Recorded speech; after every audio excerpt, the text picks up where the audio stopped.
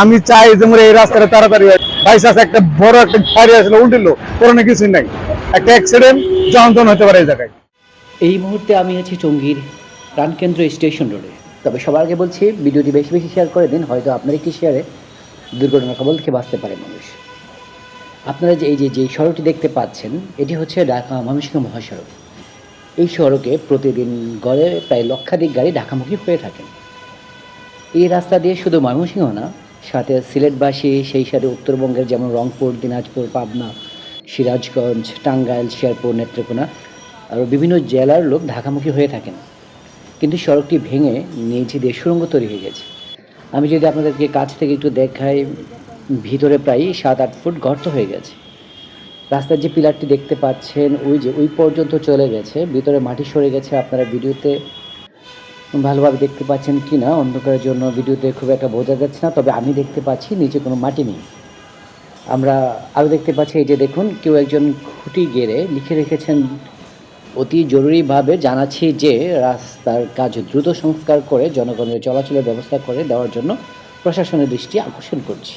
আরও দেখতে পাচ্ছি কিছু সার্জিক্যাল গ্লাভস রক্ত লাগিয়ে দিয়েছেন। এতে বোঝানো হচ্ছে যে কোনো সময় দুর্ঘটনা ঘটতে পারে এবং রক্তক্ষরণ বা হসপিটালে ছোটাছুটি করতে হতে পারে। আমরা সরকার পক্ষে দৃষ্টি আকর্ষণ করছি ও জোর দাবি জানাচ্ছি সড়কটি দ্রুত সংস্কার করে চলাচলের ব্যবস্থা করে দেওয়া হোক। এলাকায় যারা স্থানীয় সরকারের প্রতিনিধি ও সিটি কর্পোরেশনের লোক আছেন, তাদের কাছে দাবি সড়কটি মেরামত করে ব্যবহারের ব্যবস্থা করে দিন। এই সড়কটি আসলে ফ্যাসিস্ট সরকার আমলে করা হয়েছিল। এতটাই বাজে সড়ক তৈরি করেছেন, নিচে কোনো মাটি নেই, তাই সুড়ঙ্গ তৈরি হয়ে গেছে। আমি কথা বলবো স্থানীয় কিছু লোকের সাথে। এই সড়কটি কতদিন হলো ভেঙেছে? আজকে প্রায় 8 দিন হয়। আপনারা কি সড়কের মেরামতের জন্য কাউকে জানিয়েছেন?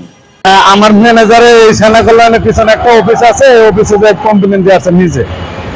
আপনি কি মনে করেন এই রাস্তাটি যে কোনো সময় বিপদের মধ্যে? হ্যাঁ, এটা যে কোনো সময়, কারণ আমি নিচে এর ভিতরে ঢুকেছি, প্রায় 5 থেকে 6 ফিটের মতো সুড়ঙ্গ হয়েছে। হ্যাঁ, ওই পিলার থেকে এই মাঝখান থেকে সুড়ঙ্গ আছে। আমি এর কারণে কিছু ব্লক আর এই যে একটা এগুলো নিয়ে আমি করছি। এরপর আমার সাধারণ কিছু মানুষ যারা করে যাতায়াত করে, তারা আমার বকাবকি করে যে রাস্তার মধ্যে এগুলো থাকতে। আমি বলছি এগুলো রাস্তার জন্য আমি দিয়েছি, কারণ এই যে রাস্তাটা ভাঙছে, এর কারণে আমি একটা সাইনবোর্ড দিয়ে রাখছি, কেউ যদি আসে যদি ধরে অথবা এটা যদি জি, এটা সাইনবোর্ড আমি দিয়েছি। আমি এটা নিজের ইচ্ছায় করছি। এবারে এগুলোর ভিতরে কালার টালার মারতে আমার নিজের ইচ্ছায়। আমি চাই যে এই রাস্তাটা তাড়াতাড়ি হয়, কারণ আমার একটা গাড়ি জায়গায় আমি রাখতে পারি না।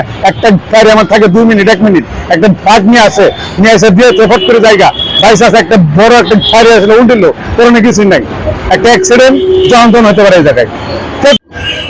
এই যে রাস্তাটি ভাঙা, আপনার কি রিক্সা চালাতে কষ্ট হয়? আমরা সাইডে যাই, এই জন্য ভাঙ্গা দিকে আমরা এই জন্য গাড়ি চালাতে পারি না, দুর্ভোগ হয়ে জায়গা।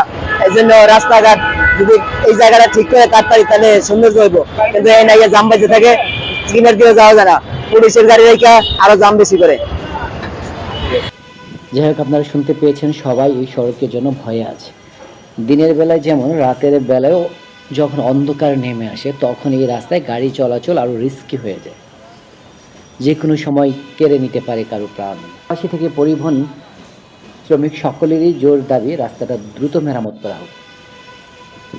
আমি আবারও বলছি, ভিডিওটি বেশি বেশি শেয়ার করে দিন, যেন সকলের নজরে আসে এবং রাস্তাটি দ্রুত সংস্কার হয়ে যায়। এতক্ষণ পাশে থাকার জন্য ধন্যবাদ জানাচ্ছি সবাইকে। আমি মুন্না ইসলাম আনান।